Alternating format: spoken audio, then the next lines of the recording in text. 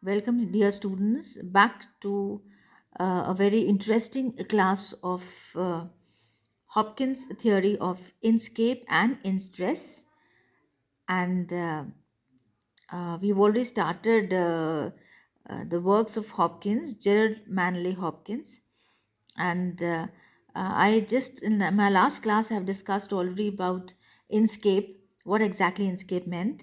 And today I'll be taking both these terms together because it's extremely relevant and important for us to understand what he talks about and why he's talking about, what his theory is related to, and how this theory of inscape and in stress could be applied to his poems. So, Gerald Manley Hopkins used these two terms, inscape and in-stress, in his poetry about individuality and uniqueness that he's connecting to. Now, as we already know that the poetry of Hopkins is recitable, yet it is not conversational. It is formal and rhetorical. So, what do we mean by inscape? By inscape, Hopkins meant that there is an amalgamated complexity. There is amalgamated means there is a mixture of characteristics due to which each object is unique and differentiated from others.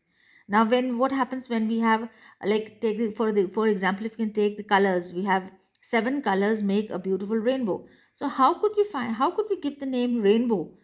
Why only seven colors, and why those typical seven colors? They are when they are there, then only a rainbow could be formed.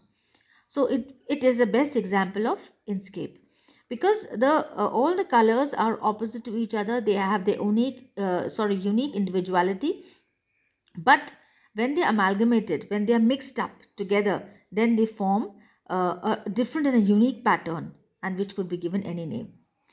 Whereas inscape stands for the former or the focused view, any pattern that is recognized in the natural world.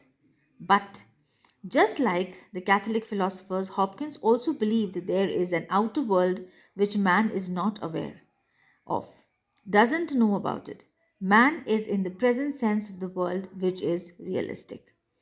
So, the real shapes of mind, according to Hopkins, were all concerned with the normal beliefs prevailing in reality and renewability of things and people.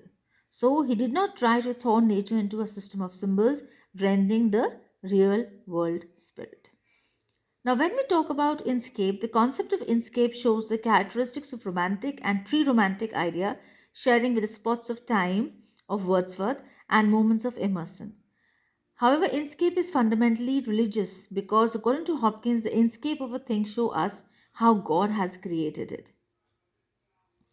Hopkins' philosophical and critical terminology has the Old English roots, but he uses the Latinic terms like stress and inscape and suffixes to suit his needs.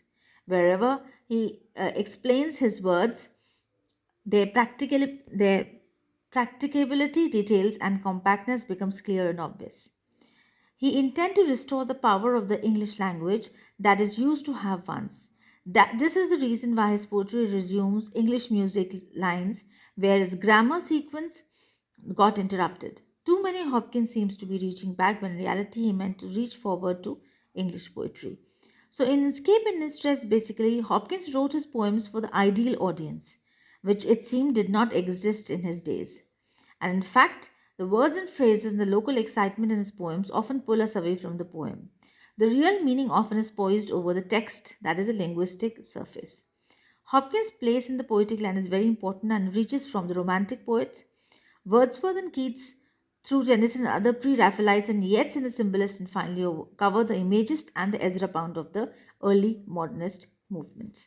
So this is a rough idea which I've given you about inscape and stress, and it's extremely important for you to understand and know that Hopkins is the one who coined these two terms and how these two technicality of the beauty of the terms could be applied and studied in a better and beautiful way um, in the poems of Hopkins. Thank you so much.